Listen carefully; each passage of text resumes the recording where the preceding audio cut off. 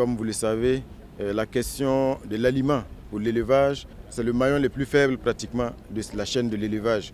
Si bien qu'aujourd'hui, il était donc indispensable de pouvoir donc disposer d'une structure comme celle-là, Fasogolgo, qui a vocation donc à mettre à la disposition des éleveurs sur l'ensemble du territoire, que ce soit donc les bovins, les ovins, la volaille, les poissons, des aliments de qualité et surtout à des prix qui sont étudiés. Parce que vous savez, aujourd'hui, au niveau du secteur de l'élevage, les acteurs souffrent du problème non seulement de la disponibilité, mais aussi de la question du coût qui réduit la compétitivité donc, des productions. Si bien qu'aujourd'hui, l'objectif à travers Fasogolgo, c'est de mettre à disposition des éleveurs non seulement donc, de l'aliment en quantité, de qualité, mais aussi à des coûts vraiment accessibles.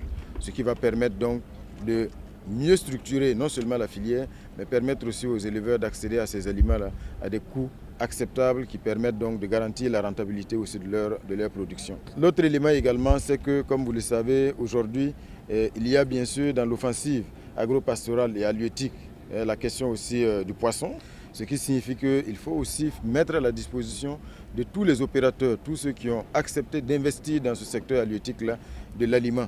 Parce qu'aujourd'hui, l'aliment coûte cher. Et c'est ce qui freine également le développement de ce secteur-là. Si bien qu'en plus des lignes que nous avons pu voir, très bientôt une nouvelle ligne va venir donc augmenter les capacités de la société Fasogolgo et permettre de produire de l'aliment pour poissons.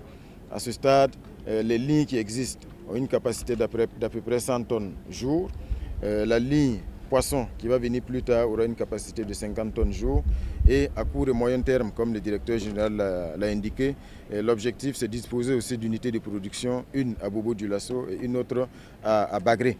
Donc c'est pour dire véritablement que c'est un maillon extrêmement stratégique qui devrait permettre de mieux accompagner, de mieux structurer la filière donc, de l'élevage dans son ensemble et permettre à tous ceux qui acceptent d'investir dans ce secteur-là de disposer de l'aliment de qualité, en quantité et à des coûts vraiment accessibles. Nous nous en réjouissons, nous félicitons le ministre d'État, toutes ses équipes et nous encourageons le directeur général, mais aussi tous les ouvriers qui sont ici à faire le maximum au quotidien et pour que les objectifs de la société Fasogolgo soient atteints le plus rapidement possible. Donc c'est ce à quoi nous les engageons et nous allons rester bien sûr attentifs à l'évolution et aux résultats de cette société-là.